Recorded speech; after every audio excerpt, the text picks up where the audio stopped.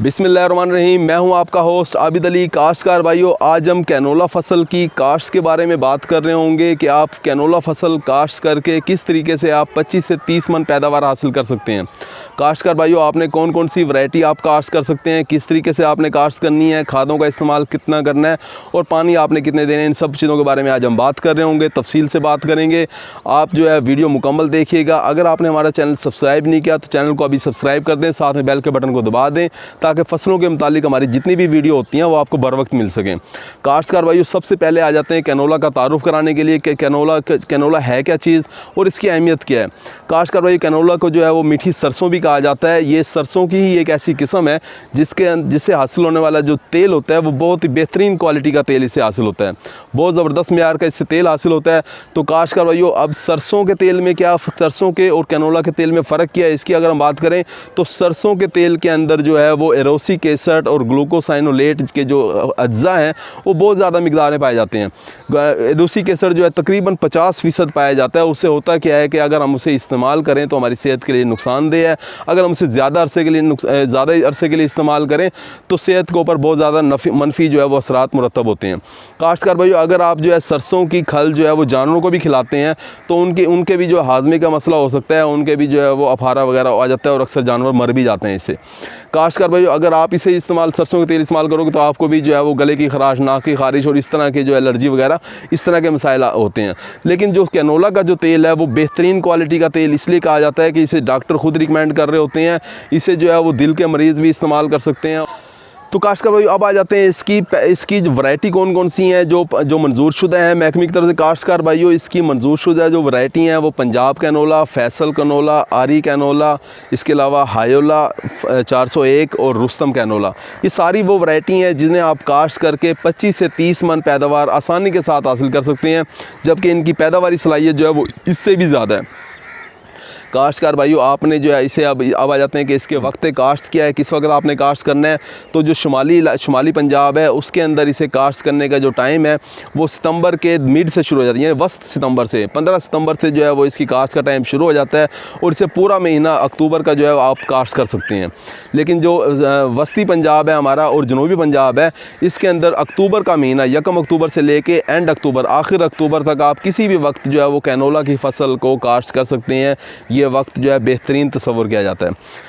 काश्तकार भाइयों, अगर शरई बीज की बात की जाए तो 1.5 से 2 किलोग्राम अच्छे उगाव वाला बीज जो है वो फ़ी एकड़ काश्त के लिए काफ़ी होता है। अगर हम फरामी की बात की जाए कि ये बीज आपको मिलेगा किस जगह से, तो ये आपको पंजाब सीड कॉरपोरेशन जो इदारा है उसके दफ्तर हर ज़िले में मौजूद होते हैं। वहाँ से आप किसी भी दफ्तर से, आप दूध गोदाम उनके होते हैं, वहाँ से जाके आप ख़रीद सकते हैं। इसके अलावा जितने भी हमारे तहकीकाती इदारे हैं एग्रीकल्चर के, वहाँ से भी आप ये हासिल कर सकते हैं। जैसा कि फैसलाबाद के अंदर अयूब रिसर्च है इदारा है, वहाँ से भी आप इसे हासिल कर सकते हैं। बावलपुर के अंदर ज़राई तहकीकाती इदारा जैसे कि है तेलदार अजनास का रीजनल एग्रीकल्चर जो इंस्टीट्यूट है, वहाँ से भी आप इसे हासिल कर सकते हैं। इसके अलावा जो है चकवाल में भी तेलदार अजनास का इदारा है, वहाँ से आप इसे हासिल कर सकते हैं। खानपुर में भी इदारा है।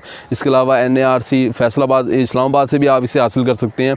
तो काश्तकार भाई, इसके अलावा रजिस्टर्ड कंपनी जो हैं उनके पास भी इसका मौजूद होता है बीज, जैसे कि ICI कंपनी है, ये सिंजेंटा कंपनी है, इनके पास भी जो है वो इन वैरायटी का हाइब्रिड कैनोला का बीज जो है वो दस्तयाब होता है। तो काश्तकार भाई, आप वहाँ से भी हासिल कर सकते हैं।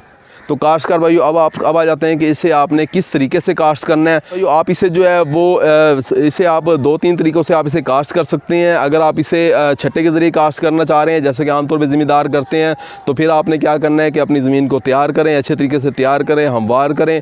उसके बाद 2-3 दफ़ा हल चला के उसके बाद इसे छट्टा करें और हल्का सा सुहागा लगा दें।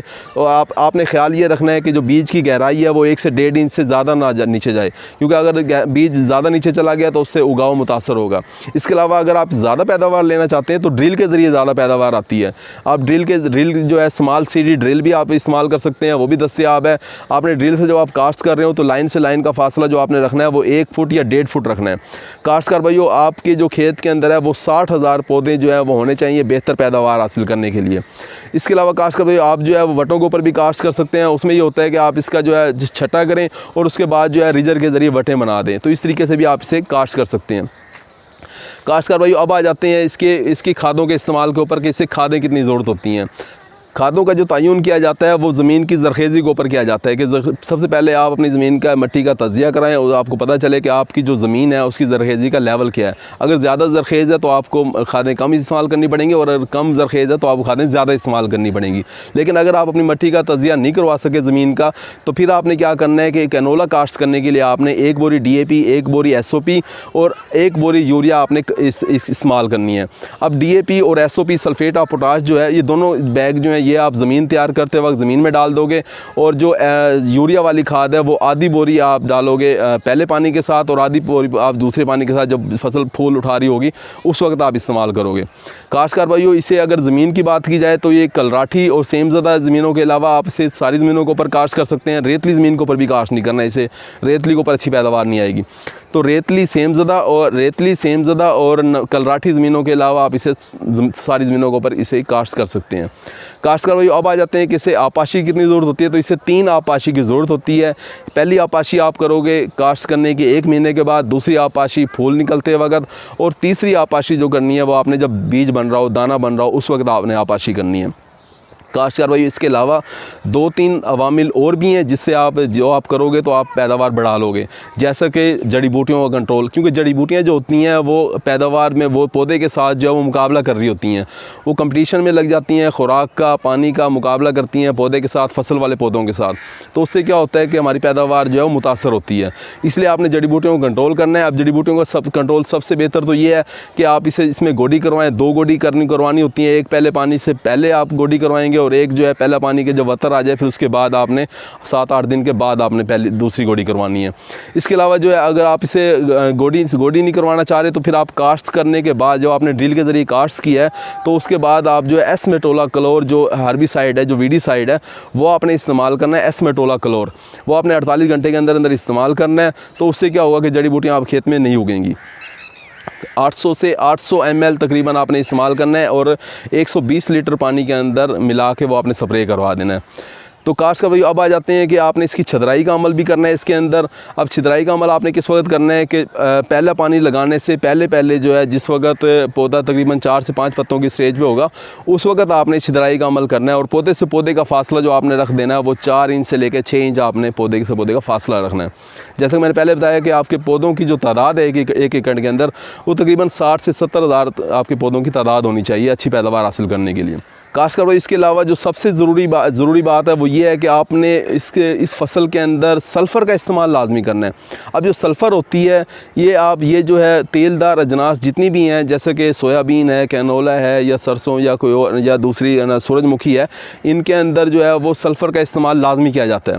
अब सल्फ़र का इस्तेमाल आपने करना किस वक्त है? जब फसल फूल उठा रही हो, दूसरे पानी पर जब फूल उठा रही हो, उस वक्त आपने 10 किलोग्राम सल्फ़र का जो है वो महलूल तैयार करना है, और पानी के साथ जो है वो लगा देना है। उससे क्या होगा कि आपकी पैदावार जो है वो काफ़ी ज़्यादा बढ़ जाएगी।